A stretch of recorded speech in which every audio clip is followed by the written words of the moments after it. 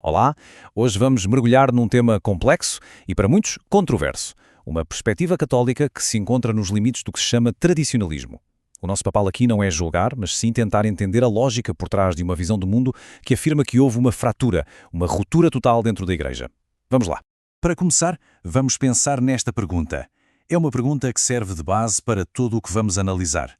Imagine só, e se uma das instituições mais antigas e duradouras do mundo não fosse o que parece? Essa ideia radical está no coração do argumento que vamos explorar. E aqui está a resposta, de acordo com a fonte que estamos a analisar. Repare, isto não é uma crítica à procura de reforma, é uma acusação direta e sem rodeios. A instituição que hoje a maioria conhece como Igreja Católica seria, nesta visão, uma fraude, uma seita satânica. Ok, para entender como se chega a essa conclusão, temos de pensar na história não como uma linha reta e contínua. Pelo contrário, segundo este ponto de vista, a história da Igreja partiu-se em duas. Criou-se uma espécie de duas linhas temporais distintas, separadas por uma ruptura total. A palavra-chave aqui é abismo. Não se trata de uma simples evolução de pensamento ou de uma adaptação aos novos tempos. Esta perspectiva defende que o catolicismo de antes de 1958 e o de depois são, na verdade, duas religiões diferentes, teologicamente incompatíveis. Mas quando é que essa ruptura teria acontecido exatamente? Bom, para esta corrente de pensamento não foi um processo lento e gradual. Houve um ano específico, um ponto de viragem que mudou absolutamente tudo. O ano de 1958. Esta cronologia é fundamental para o argumento. Tudo começa em 1958 com a morte do Papa Pio XII, que é considerado o último Papa autêntico. O que vem a seguir é visto como os passos de uma tomada de poder, o Concílio Vaticano II, em 62, e para consolidar tudo, a introdução de um novo rito para a missa em 1969. Para a esmagadora maioria dos católicos, o Vaticano II foi uma renovação, uma atualização necessária. Mas, para esta perspectiva, foi exatamente o contrário. Uma espécie de golpe de Estado, um evento revolucionário que, na prática, instalou uma nova religião, mantendo apenas a aparência de catolicismo. A grande questão é como é que uma tomada de poder tão grande passaria despercebida por centenas de milhões de fiéis? A fonte aponta por uma arma de engano muito específica, a própria mudança na missa, que é apelidada de fumaça de Satanás. A linguagem aqui é muito forte, não é? A nova liturgia não é vista como uma simples tradução mal feita ou uma mudança de estilo. É descrita como uma ferramenta demoníaca, criada propositadamente para confundir e obscurecer as verdades da fé. Esta tabela resume bem a mudança teológica que, segundo a fonte, aconteceu. Antes, o foco era totalmente em Deus, no sacrifício de Cristo. A missa era isso. Depois, o foco teria mudado para o homem, para a comunidade reunida numa refeição.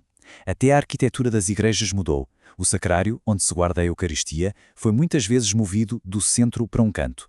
Para esta perspectiva, isso é a prova física de uma mudança de religião. Certo? Mas quem seriam os responsáveis por essa ruptura? A fonte argumenta que os inimigos mais perigosos não vieram de fora. Pelo contrário, eles estavam e, segundo eles ainda estão, nos cargos mais altos da própria Igreja. Para sustentar esta ideia, a fonte recorre a uma citação do Papa São Pio X, do início do século XX. A intenção é mostrar que esta ideia de inimigos infiltrados nas próprias veias e entranhas da Igreja não é uma invenção de agora, mas sim uma realidade que já teria sido identificada profeticamente há mais de 100 anos. E a fonte não hesita em dar nomes. A lista é, no mínimo, chocante. Inclui todos os papas desde 1958, de João XXIII até Francisco, e chega a incluir figuras conservadoras muito populares. Todos eles são vistos não como vigários de Cristo, mas como vigários do Anticristo, ou seja, usurpadores. Se tudo isso for levado a sério, quais são as consequências teológicas? Esta é talvez a parte mais crucial, porque de acordo com esta interpretação, a resposta define quem está dentro e quem está fora da Igreja, e no limite, quem pode ou não ser salvo. A frase "fora da Igreja não há salvação" é um dogma católico. O ponto central da discussão aqui é a definição do que é a Igreja. Se a verdadeira Igreja for apenas aquele pequeno grupo que manteve a fé intacta de antes de 1958, então a conclusão lógica para eles é drástica. A salvação só estaria disponível para esse grupo. E aqui vemos o que a fonte considera contradições impossíveis de reconciliar. De um lado, o ensino de que a salvação é exclusiva da Igreja Católica. Do outro, o ensino pós-Vaticano II que promove o diálogo e diz que se adora o mesmo Deus que outras religiões. Para esta visão, isto não é um desenvolvimento, é uma traição. Esta citação ajuda a entender a mentalidade de tudo ou nada que está por trás deste argumento. Não há espaço para meio termo. Um único desvio, uma única gota de veneno, é suficiente para corromper a fé inteira. E é importante notar que a condenação não se limita aos católicos mais progressistas. Ela atinge até mesmo os tradicionalistas que tentam um meio termo, aqueles que amam a missa antiga, mas continuam a reconhecer os papas modernos. Nesta visão, eles também estão errados, são escravos do demónio, porque estão em comunhão com a Igreja falsa. No final, tudo se resume a isto. A lógica é binária, é preto no branco. Apenas uma posição é considerada católica. A rejeição total de tudo o que veio depois de 1958, incluindo os papas. Tentar aceitar uma parte do sistema moderno, mesmo que seja só o Papa, significa para eles estar fora da verdadeira Igreja. E tudo se resume a este número, 1. Para esta perspectiva, a fé é como um bloco de betão, indivisível. Não se pode aceitar 99% dela.